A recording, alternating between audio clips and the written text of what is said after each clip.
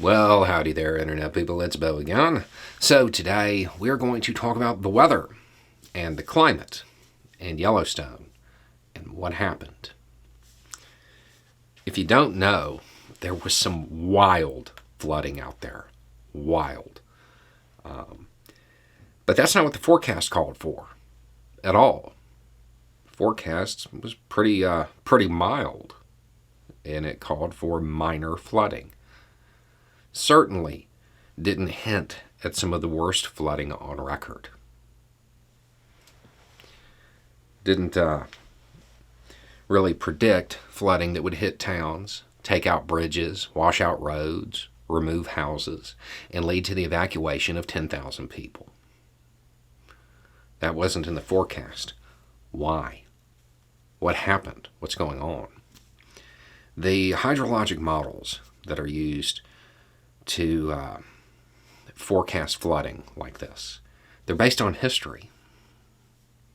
Problem is, we're moving into an era where historical records, when it comes to the climate, they're less useful because the climate is changing.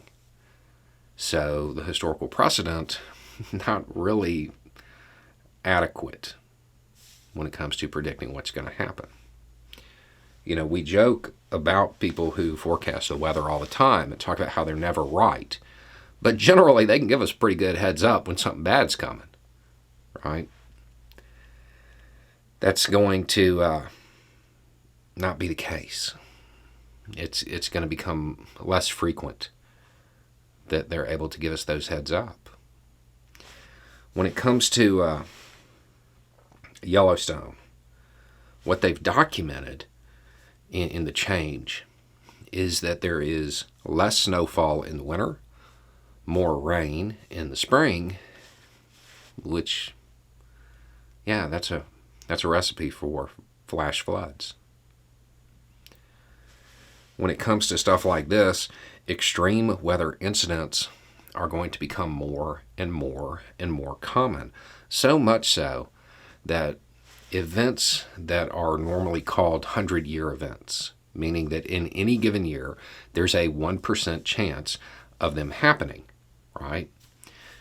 100-year events now are more accurately described as 20-year events because there's been an increase, a fivefold increase in the frequency. That's a big deal. And it will probably accelerate. There will probably be more and more events like this. So what's that mean for you? If you live in an area where there are extreme weather events, you might want to be prepared for them to occur more frequently and with less warning. So if you're in an area where flooding happens occasionally, you might want to have all of your stuff ready because it may happen without the warning that you normally get. That's what happened in this case. There were a whole lot of people caught by surprise, even emergency response. They were out there in the middle of the night shutting down roads because they didn't know this was coming, at least not to the degree that it was. And it could happen with floods, tornadoes, anything that might occur in your area that has historically occurred in your area. It's probably going to happen more frequently and stronger.